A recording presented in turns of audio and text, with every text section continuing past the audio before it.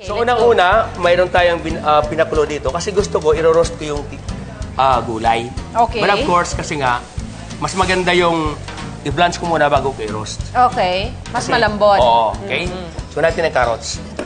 Yung si Pope Francis, chef, kilala daw siya na simple lang, payak lang siya pagka kumakain. Simple yung mga pagkain lang.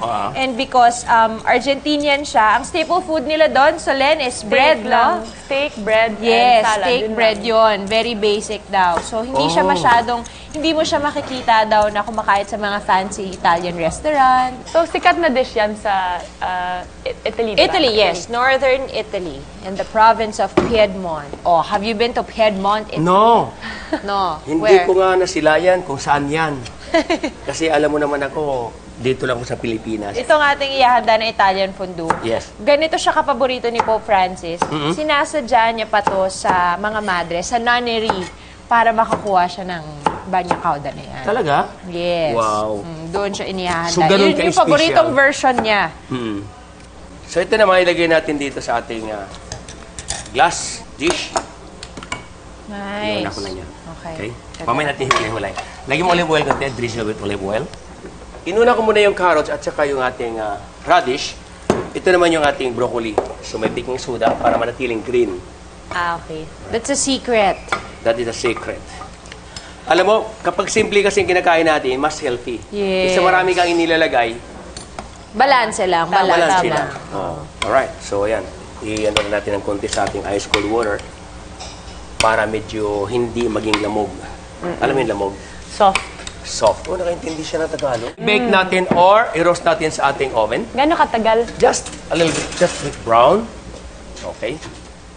Dali lang yan. Okay. And then, ito naman tinapay, ito-toast ko lang sa butter. Para gumawa ka ng croutons, right? Ah, oo. Yes. I think this more than enough. With si Sulin na naman kakain eh.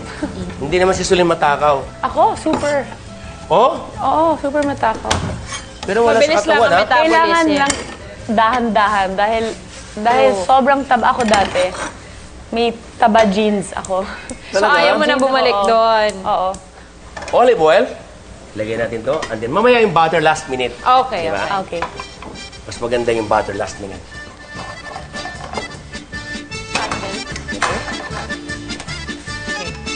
Dito ako.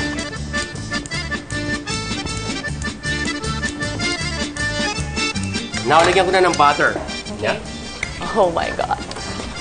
Woo! Naamoy niyo na ba? Namoy nyo? Namoy nyo ba? Ang bango ng amoy nito, ng anchovies, tsaka ng toasted bread. Oo, yeah. Tama ka dyan. Uy! Sarap. O, diba? Brown na brown. Nice. A little bit brown. Crunchy. Mamaya na, mamaya na. Ikaw na masyado. Nananabi ka. Right? Pat dry. Hoy, ganda! Ganda ng kulay. Ang ganda ng kulay. Kasing kulay ng aking pisngi. Kung ganito nga kakainin mo, hahaba buhay mo. Tama ba? Ang ganda. Beautiful. Ganda pala mag-roast sa frying pan, ha? Yes, mas susunog na. Woo! Ang bango! Sarap. Heto na ang pasimulang appetizer namin para sa hapag ng Santo Papa, ang paborito niyang banya cauda. Gusto ko talaga yung dish na to kasi panalo na kasi may anchovies and anchovies yung favorite ko talaga.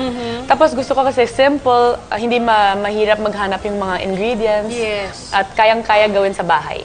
Wow, naku, salamat. Sige, kumain ka lang dyan, mag-enjoy ka lang.